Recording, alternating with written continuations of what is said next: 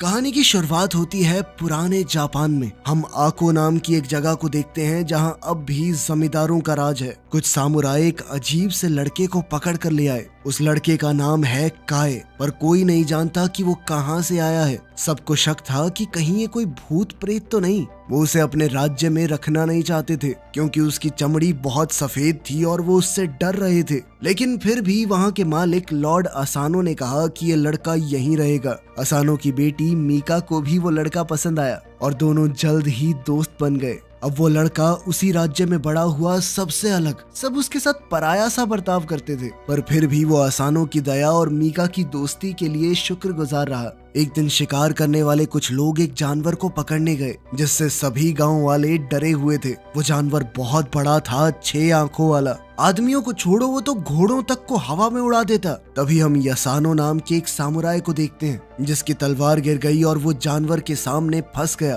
काए ने अपनी जान खतरे में डालकर उस जानवर को खत्म कर दिया। उसने यसानो की जान तो बचाई ही, साथ ही उसकी तलवार उसे वापस दे दी। यसानो ने घिन से कहा, मैं मर जाता तो ही बढ़िया था, इस अशुद्ध ने मुझे बचाया, छी। वो सभी लोग ये मानते थे कि काए कुछ अलग ही है। खैर जल्द ही बाकी सामुराई वहां पहुंच गए और उन्हें लगा कि यसानो ने ही इस जानवर को मारा होगा। यसानो भी चुप रहा और सारा क्रेडिट खुद ही ले गया। वहां से जाने से पहले काए ने एक अजीब सी सफेद लोमड़ी देखी जो उसकी तरफ एक टक देख रही थी। उसकी दोनों आंखें अलग रंग की थी। इसी दौरान दूसरे राज्य नगाटो में वही सफेद लोमड़ी उनके मालिक लॉर्ड कीरा के पास गई। अचानक लोमड़ी एक खूबसूरत औरत में बदल गई। वो असल में कीरा की जासूस है। उसने कीरा को बताया कि लॉर्ड असानो को खत्म करने का उनका प्लान सफल नहीं हुआ। जब शिकार से लोग वापस आए तो मीका ने अपने पिता का स्वागत किया। उसने पूछा कि कोई चोट तो नहीं लगी। असानो ने मजाक में कहा, किसी खास के लिए फिक्र हो रही है क्या?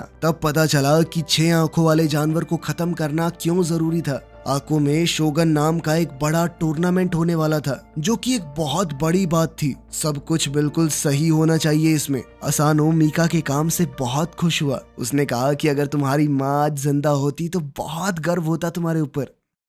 उस रात मीका काए के पास गई। काए को बहुत चोट लगी थी तो मीका ने उसका ख्याल रखा। इसके बाद मीका ने यसानो की बात छेड़ी। उसने बताया कि जब सब लोग उसकी तारीफ कर रहे थे तो उसकी आंखों में शर्म थी। काए समझ गया कि मीका जानती है क्या हुआ होगा। उसने तुरंत कहा कि मुझे कोई दिक्कत नहीं चाहिए, तुम जाओ यहाँ से। साथ ही काए ने ये भी कहा कि मैं हमेशा तुम्हें चाहता रहूंगा, लेकिन मेरी जगह अलग है, तुम्हारी अलग। जल्द ही बड़ी धूमधाम से शोगुन का दिन आ गया। एक औरत दिखाई पड़ती है जो जानी पहचानी से लग रही थी। उसकी आंखें भी 2 रंग की हैं, बिल्कुल उसी लोमड़ी जैसी जो हमने जंगल में देखी थी। काए को ये बात अजीब लगी तो वो ओइशी को बताने गया। दोनों को ही ये पता नहीं था कि उसका बेटा शिकारा उनकी बातें सुन रहा है। काए ने कहा कि हमारे बीच में एक जादूगरनी है, पर ओइशी ने याद दिलाया कि सिर्फ राक्षस ही जादूगरनी का असली चेहरा देख सकते हैं। तुझे कैसे पता है सब? अगले दिन त्योहार फिर से शुरू हुआ और लॉर्ड कीरा वहां आया। उसने लॉर्ड असानो से तमीज से बात की, पर दिल ही दिल में तो दोनों एक दूसरे से बहुत नफरत करते हैं। कीरा ने कहा, वाह, बहुत अच्छी रखेल है तुम्हारे पास। बहुत गुस्से में असानो ने जवाब दिया कि मेरी बेटी है ये, समझा? तमीज से बात कर। नाटक के बाद अब समय था दोनों देशों के बीच में मुकाबले का। लॉर्ड कीरा का योद्धा कमाल का था। सब लोग उससे काफी इम्प्रेस हो गए। कीरा ने चिढ़ाते हुए मीका से कहा, चिंता मत करो, मुझे यकीन है कि तुम्हारे पिता का चुना हुआ योद्धा भी उतना ही ताकतवर होगा। लेकिन किसी को भी उस पर ज्यादा भरोसा नहीं था क्योंकि उसके पिता ने यसानो को चुना था, ये सोचकर कि उसी ने 6 आंख वाले उस जानवर को मारा है। सब सोच रहे थे कि यसानो आता ही होगा, लेकिन लड़ाई से ठीक पहले उससे वो लोमड़ी मिलने आई और अब वो कुछ बदला सा लग रहा था। जब शिकारा उसे लेने आया तो यसानो बिल्कुल भी लड़ने की हालत में लग ही नहीं रहा था। काए ने कहा कि किसी और को बुला लो, लेकिन अब इसका वक्त नहीं था। अगर उनका योद्धा जल्द ही नहीं पहुंचा तो बहुत बुरी बेइज्जती हो जाएगी उनकी। असानो का सर नीचे झुक जाएगा। लेकिन इस मुकाबले में सिर्फ एक सामुराई लड़ सकता है, और वो तो दोनों ही सामुराई नहीं थे। लेकिन सामुराई मास्क पहनते हैं, लेकिन एक मुखौटे के पीछे तो किसी को पता नहीं चलेगा कि लड़ने वाला आदमी यसानो है या नहीं। सब लोग इंतजार कर करके बोर हो गए। शोगन ने अपने नौकर से कहकर असूनो से पूछवाया, कहाँ है आपका योद्धा? लेकिन तभी आको देश का योद्धा भी आ गया। उसकी एंट्री इतनी जबरदस्त नहीं थी जितनी उसके दुश्मन की, पर सबने चैन की सांस ली कि चलो आ तो गया। पर ये सुकून भी जल्द ही छिन गया। कीरा का योद्धा उस बेचारे को तोड़ने लगा। एक तीर के वार से उसका मुखौटा सबके सामने गिर गया और सब लोग बिल्कुल चौंक गए। शोगुन ने लड़ाई रुकवा दी और नीचे आया। एक नजर में ही उसने पहचान लिया कि काय कोई सामुराई नहीं है। शोगन ने दूसरे योद्धा को उसे खत्म करने का हुक्म दिया। मीका बिल्कुल घबरा गई और काय के सामने खड़ी हो गई। लॉर्ड असानो ने इसके लिए माफी मांगी और सारा दोष अपने ऊपर ले लिया। असानो ने कहा कि अगर किसी को सजा देनी है तो मुझे दो। शोगन मान गया और सजा को लोगों पर छोड़ दिया। उसी दिन शाम के समय लॉर्ड कीरा के सामने जादूगरनी अपना प्लान बता रही थी कि कैसे वो आको का पूरा इलाका लॉर्ड अकानो से हथिया लेगी। उसने कहा कि वक्त बिल्कुल सही है। अकानो के सर पर इस वक्त बहुत बोझ है। उसने अपने जादू से एक मकड़ी को पैदा किया। सोचो कितनी आंखें थी उसकी। हाँ, फिर से 6 आंखों वाला वो डरावना जानवर। अब समझ आया कि वो पहले वाला जानवर कहाँ से आया था। वो मकड़ी उसके होठों के पास चली और असानो को एक जहरीले डंक से बीमार कर दिया। असानो जागा और उसे भ्रम हुआ कि कीरा मीका के ऊपर हमला कर रहा है। उसने तलवार उठाई अपनी बेटी को बचाने के लिए, पर ये सब तो उसके दिमाग में चल रहा था। लेकिन जो हमला उसने कीरा पर किया वो सबको दिखाई दिया। सामुराई दौड़ते हुए उसे रोकने के लिए आए और कीरा ने बेचारा बनने का नाटक किया। इस घटना के लिए असानो को मौत की सजा दे दी गई क्योंकि उसने एक मेहमान के ऊपर वार किया था, पर अपनी इज्जत और रुतबे की वजह से उसे एक काम खुद करने का मौका दिया गया। बाद में असानो ने ओइशी से कहा कि ये फांसी से कहीं बेहतर है। ओइशी ने कहा कि ये गलत है, आपकी गलती क्या है, आपको वश में किया गया था। पर असानो अब सिर्फ अपने परिवार की इज्जत बचाने के बारे में सोच रहा था। इसके बाद वो मीका से अलविदा कहने चला गया। उसने मीका से कहा कि रोना मत, उन्हें दिखाना मत कि तुम कमजोर पड़ रही हो। फिर वो एक जगह गया ओइशी के साथ। ओइशी ने उसके लिए तलवार साफ की। काय अभी भी अपने घाव से उभर रहा था, लेकिन बाकी सब वहीं मौजूद थे और उन्होंने असानो का अंत देखा। सामुराई उसकी मौत का बदला लेना चाहते थे। ओइशी ने कहा कि अगर अब लड़ाई शुरू हुई तो उनके पूरे इलाके में लोग खतरे में पड़ जाएंगे। सिर्फ योद्धा नहीं बल्कि किसान और गांव वाले भी। योद्धाओं का पहला फर्ज होता है बाकियों के बारे में सोचना। मीका ने शोगुन से कहा कि असानो की इकलौती बेटी होने के नाते वो ही इस पूरे इलाके को संभालेगी जब तक उसकी शादी नहीं होती। पर वो नहीं जानती थी कि सब कुछ तो पहले ही तय हो गया है। अब से लॉर्ड कीरा ही एको के इलाके का मालिक है। मीका को शोक मनाने के लिए 1 साल दे दिया गया। उसके बाद उसकी शादी कीरा से कर दी जाएगी। ओइशी और असानो के बाकी फौजियों के लिए शोगुन ने ऐलान किया कि अब वो सामुराई नहीं रहे, अब वो रोनिन है, मतलब सामुराई जिन्होंने अपने मालिक को खो दिया। उसने ये भी साफ कह दिया कि तुम लोग बदला भी नहीं लोगे। कीरा ने पावर में आते ही सबसे पहला काम ये किया कि रोनिन को अपनी जमीन से निकाल दिया। उसने कहा कि कोई रोनिन वहां मिला तो उसे मार दिया जाएगा। मीका ये सुनकर बहुत ज्यादा दुखी हो गई। और अभी सब कुछ खत्म कहाँ हुआ था। काय को एक रस्सी से खींचकर वहां लाया गया। कीरा ने अपनी होने वाली पत्नी से कहा कि उसे एक आखिरी बार देख ले, क्योंकि अब वो उसे कभी नहीं देख पाएगी। फिर उसने अपने एक आदमी को बुलाया और कहा कि ओइशी के साथ क्या करना है। उसे ओइशी पर बिल्कुल भरोसा नहीं था, जिस वजह से उसे जेल में फेंक दिया गया। वो पूरे 1 साल तक वहां पड़ा रहा।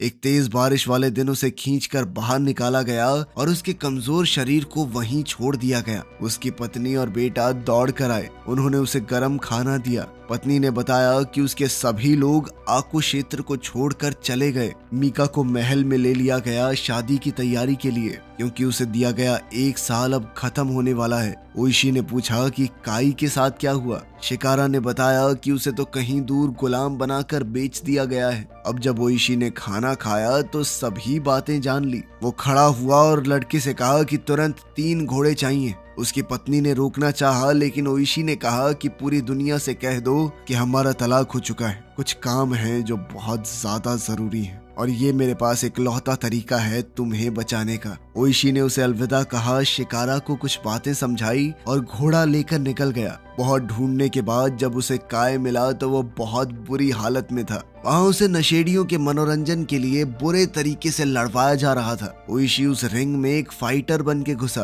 क्योंकि बस इसी तरीके से वो काय से बात कर सकता था। लेकिन पिछले 1 साल में काय सिर्फ एक लड़ने की मशीन बन चुका था। उसके ऊपर इस हद तक प्रताड़ना हुई थी कि अब वो ओइशी को पहचान तक नहीं पा रहा था। ओइशी कहता रहा, बे मैं हूँ, ध्यान दे, लेकिन काय उस पर लगातार वार करता रहा, मानो बस उसका शरीर लड़ रहा हो, अंदर से मर चुका हो। वो कुछ सोचने समझने की ताकत नहीं है। उसे तब होश आया जब उसने मीका का नाम सुना। फिर उन दोनों ने उस लड़ाई की जगह से भाग निकलने का रास्ता बनाया, गोलियों से बचते बचाते। जब वो दूर तक चले गए तब दोनों बात करने लगे। अब उनका रिश्ता बिल्कुल बदल गया था। काय अब वो शांत चेला नहीं रहा, अब वो बोलने में तेज और बहुत गुस्से वाला बन गया था। साथ ही ओइशी ने माना कि मुझे तुम्हारी वो जादूगरनी वाली बात माननी चाहिए थी। लॉर्ड कीरा ने उनके मालिक को धोखे से मरवाया है। उसे अब काय की मदद चाहिए थी और 1 साल तक जेल में रुकने से उसकी सोच भी बहुत बदल चुकी थी। इसीलिए अब ओइशी काय के साथ बहुत इज्जत से बर्ताव कर रहा था।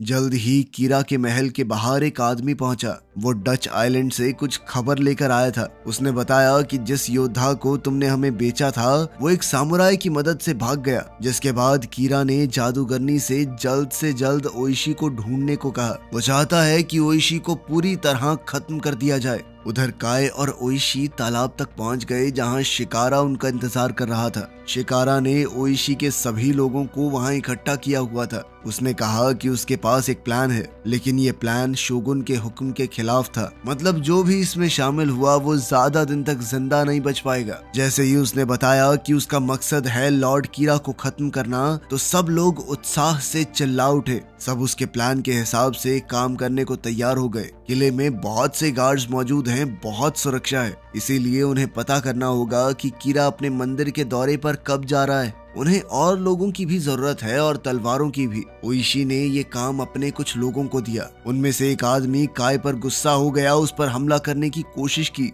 ये कहते हुए कि वो एक सामुराई नहीं है। ओइशी ने उसे रोका और कहा कि तुम भी नहीं हो, हम में से कोई सामुराई नहीं है अब। फिर हर एक टीम अपने अपने काम पर चली गई। जल्द ही ओइशी और काय यूत्सु नाम की एक जगह पर पहुंचे, जो कि तलवार बनाने वालों का एक गांव था। वो जगह ऐसी लग रही थी मानो कोई सुनसान नगरी हो। एक भी आदमी नहीं दिख रहा था। जैसे ही उन्होंने कुछ सिपाही देखे तो ओइशी ने कहा कि जी हम तो किसान हैं, कुछ औजार खरीदने आए थे। सिपाही ने कहा कि अब ये लॉर्ड कीरा का गांव है। सैनिकों ने शिकारा के हाथ देखकर ये कहा कि ये किसान के हाथ तो नहीं लगते। काय समझ गया कि क्या होने वाला है और उसने तुरंत उन फौजियों के ऊपर हमला बोल दिया। उसने सबको इतनी जल्दी खत्म कर दिया कि बचे हुए लोग बहुत ज्यादा डर गए। उन्होंने मरे हुए सिपाहियों की तलवारें उठानी शुरू की। अब तक ये साफ हो गया था कि कीरा ने पूरा इलाका जीत लिया है और अब उन्हें वहां से हथियार नहीं मिलेंगे। तब काय ने अपना राज ओइशी को बताया। उसने कहा कि हम तेंग्यू जंगल में हथियार ढूंढ सकते हैं जहां मैं भूत प्रेतों के बीच पला हूं।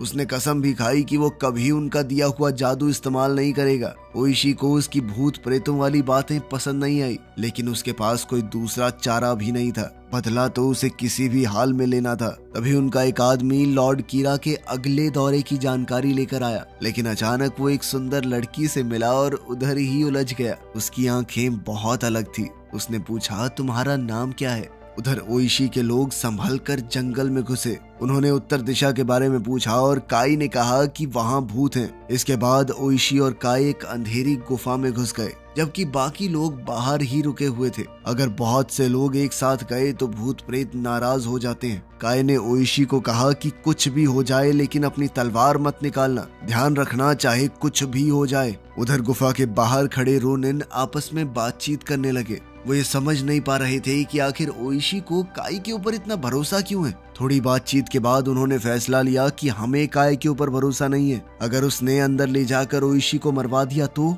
अब वो लोग भी गुफा के अंदर जाने को तैयार हो गए, जो कि उन्हें किसी भी हालत में करने से मना किया गया था। उधर काय एक अंदर वाले कमरे में अकेला गया। जल्दी ही एक अजीब सा दिखने वाला आदमी उसके पास आया। वो और काय बाहर की दुनिया के बारे में बातचीत करने लगे कि किस तरह काय जैसे लोगों के साथ बुरा बर्ताव किया जाता है। उसे भी तो मौके मौके पर गंदा खून कहा गया, हर जगह से ठुकराया गया बिना किसी गलती के। लेकिन यहाँ प्रेतों की दुनिया में उसके साथ कुछ गलत नहीं हुआ, उसे अपनाया गया। वहीं बाहर के कमरे में ओइशी अपने लोगों की नफरत देखकर हैरान हो गया। सभी लोग शौक में थे। फिर यसानो ने बिना वजह अपनी तलवार खींच ली। उसने एक अजीब सी लड़ाई शुरू कर दी और ओइशी के दिमाग में एक आवाज चलने लगी। वो बार बार यही कह रही थी कि तलवार निकाल और अपने लोगों को बचा। वो बेचैन होकर बिना तलवार की मदद करने की कोशिश करता रहा, पर उसके लोग एक एक करके गिरते रहे। तभी काय ने उस तलवार की मांग की जो उन दोनों के बीच गड़ी हुई थी। भूत ने कहा कि हाँ जरूर ले सकते हो, लेकिन सिर्फ एक शर्त पर, मुझसे पहले इसे पकड़ के दिखाओ। दोनों हवा में एक दूसरे की तरफ उड़े, पर काय बहुत तेज था। उस भूत को ये देखकर बहुत खुशी हुई कि काय में अब भी उतनी ही तेजी है। उधर दूसरे कमरे में सब कुछ उल्टा पुल्टा हो रहा था। ओइशी के लोग कभी गुफा में आए ही नहीं थे। ये सब सिर्फ उसका भ्रम था। ये ओइशी की लगन और भरोसे की एक परीक्षा थी। जब काय वापस आया तो उसके पास कई तलवारें थी।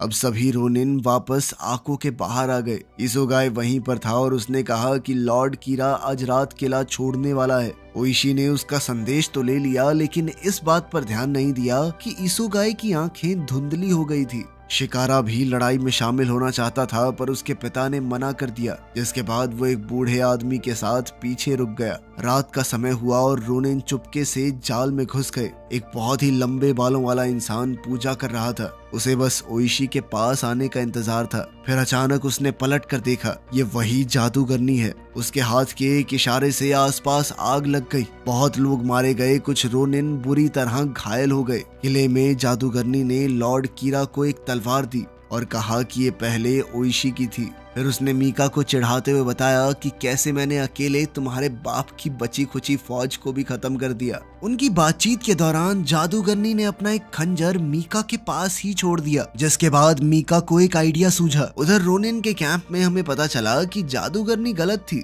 हाँ, बहुत लोग घायल हुए थे, पर ज्यादातर बच गए। ओइशी ने माना कि मेरी गलती है, हमें इतना इंतजार नहीं करना चाहिए था। हमें अब तुरंत बदला लेना होगा, चाहे हार हो चाहे जीत। अगर वो मरेंगे तो भी इज्जत के साथ। तभी काय ने कहा कि हम अभी भी शुरू किया हुआ काम खत्म कर सकते हैं। अब जब वो हमला करेंगे तो उन्हें बहुत बड़ा फायदा मिलेगा, क्योंकि कीरा को लगता है कि वो सब मर चुके हैं और सुबह ही उन्हें हमला करने का एक और मौका मिल गया। काय ने वहां से जाते हुए नाटक करने वालों के एक ग्रुप को पहचान लिया। उनकी टीम पहले भी इस इलाके में नाटक कर चुकी थी। जब उन्हें रोका गया तो कलाकारों ने कहा कि हम लॉर्ड कीरा की शादी में खेल दिखाने जा रहे हैं, जिसके बाद सभी रोनिन्स ने एक नया प्लान बनाना शुरू किया और उन्हें इस बात का भी पूरा यकीन था कि संभावना है हम वापस नहीं आएंगे। और ये बात भी वो अच्छे से जानते थे कि ये कितना खतरनाक है। हो सकता है उनकी जान भी चली जाए। उन्होंने अपनी एक कहानी लिखकर तैयार की ताकि अगली पीढ़ी को पता रहे कि उन्होंने क्या किया और क्यों। सबने उसके ऊपर साइन किया, काय ने भी। अब वो उनके बीच पराया नहीं था। यसानो ने भी सबके सामने बताया कि उस 6 आंख वाले जानवर को काय ने मारा था, मैंने नहीं। थोड़ा देर से ही सही, पर चलो उसने माफी तो मांगी। साथ ही उसने बताया कि सामुराई हमेशा 2 तलवार रखते हैं और उसने काय को दूसरी तलवार दे दी। रात के समय अब एक बहुत बड़ा कार्यक्रम शुरू होने वाला था। कीरा का किला बहुत ज्यादा सिपाहियों से भरा हुआ था। उन्होंने नाटक मंडली को दरवाजे से अंदर जाने दिया, लेकिन किसी का ध्यान नहीं गया कि काय और ओशी उनके बीच में ही छुपकर किले के अंदर घुस गए। जल्द ही मीका को शादी के जोड़े में सजाकर कीरा के सामने लाया गया और उन दोनों के बैठते ही नाटक शुरू हो गया। जब सब लोग नाटक देख रहे थे तो इस मौके का फायदा उठाकर सभी रोनिन किले के कोने से ऊपर चढ़ गए और वहां के पहरेदारों को चुपचाप मारने लगे। वो सब धीरे धीरे इतनी सफाई से अपना काम कर रहे थे कि किसी को शक ना हो। वो जैसे ही एक सामुराई को खत्म करते तो उनमें से ही कोई उसकी जगह ऐसे खड़ा हो जाता मानो कुछ हुआ ही ना हो। वहीं सब लोग स्टेज पर आग का खेल देखते हुए खुश हुए, पर अचानक से जादूगरनी को महसूस हुआ कि कुछ तो गड़बड़ है। ओइशी अपना भेष बदल कर वहां मौजूद था। उसने कुछ करतब दिखाने शुरू किए। उधर 3 साथ खड़े सामुराइज को खत्म करते हुए कुछ गड़बड़ हो गई और उनमें से एक ने ओइशी पर तीर चला दिया, जो उसके हाथ को छूकर चला गया। लेकिन वो कीरा पर जो हमला कर रहा था वो नाकाम हो गया। अब लॉर्ड कीरा के आदमी उसे और मीका को सभी तीरों से बचाते हुए वहां से ले गए। सभी रोनिन अभी भी उनके पीछे थे, लेकिन अब जगह जगह पर लड़ाइयां छिड़ गई थी। काय अकेला कई दुश्मनों का सफाया करता जा रहा था। लॉर्ड कीरा ने अपने सबसे खतरनाक योद्धा को रोनिन्स का मुकाबला करने के लिए भेजा। उसे देखकर सब डर रहे थे, वो जानते थे कि ये बहुत ज्यादा ताकतवर है। लेकिन तभी एक रोनिन ने जलता हुआ बारूद हथियारों वाले कमरे में फेंक दिया। जबरदस्त धमाका हुआ और कीरा का वो समुराय उसी में मारा गया। जादूगरनी भी तुरंत अपना रूप बदलकर वहां से उड़ गई। मीका ने मौका देखकर अपने शादी के जोड़े में छुपा हुआ वो खंजर उठाया और कीरा पर हमला बोल दिया। पर जब उसे समझ आया कि वो उसे नहीं मार पाएगी तो मौका देखकर वो वहां से भाग गई। पूरा किला अब जंग का मैदान बन चुका था और सभी रोनिन अपनी पूरी ताकत लगा रहे थे। कुछ देर बाद काई और मीका एक दूसरे से मिले। जैसे ही काई ने कहा कि अब कोई हमें अलग नहीं कर सकता, जादूगरनी वापस आ गई। जल्द ही वो अपने जादू से एक बड़े ड्रैगन में बदल गई। लेकिन काय ने कहा कि मैं नहीं डरता तुझसे। उसने काय पर आग से हमला किया, लेकिन उस खास तलवार की मदद से काय ने उसके हर एक हमले को रोक दिया और उस पर लगातार पलटवार करता रहा। उधर ओइशी और कीरा के बीच अब सिर्फ एक पतली सी दीवार बची थी। दोनों ने एक दूसरे पर हमला करते हुए उसे तोड़ दिया। उन दोनों के बीच एक जबरदस्त लड़ाई छिड़ गई। दोनों एक से बढ़कर एक थे। वहीं जादूगरनी से लड़ते हुए काय की तलवार उससे छूट गई। पर जैसे ही वो ड्रैगन मीका पर हमला करने के लिए आगे बढ़ा तो काय ने तुरंत अपनी छुपी हुई शक्तियों का इस्तेमाल करके तलवार उठाई और ड्रैगन पर जबरदस्त वार किया। ड्रैगन नीचे गिर पड़ा और धीरे धीरे जादूगरनी में बदलने लगा। ये हमला इतना खतरनाक था कि जादूगरनी ने दम तोड़ दिया। वहीं किले के अंदर ओइशी ने भी कीरा को हरा दिया और आखिर में उसका सर काटकर सबके सामने पहुंचा, इस लड़ाई को हमेशा के लिए खत्म करने। लॉर्ड कीरा के मरते ही उसके सैनिकों ने भी हथियार डाल दिए। फिर सभी 47 रोनिन राजकुमारी मीका के साथ आको वापस आए। उन्होंने असानों की कब्र पर जाकर उनकी तलवार रखी और ओइशी ने कहा कि अब बदला पूरा हुआ। आखिर में राजकुमारी ने भी काय से अपने प्यार का इजहार किया और उन दोनों के बीच मोहब्बत पनपने लगी। वीडियो पसंद आई तो लाइक कर देना, चैनल को सब्सक्राइब कर लेना। मिलते हैं अगली वीडियो में।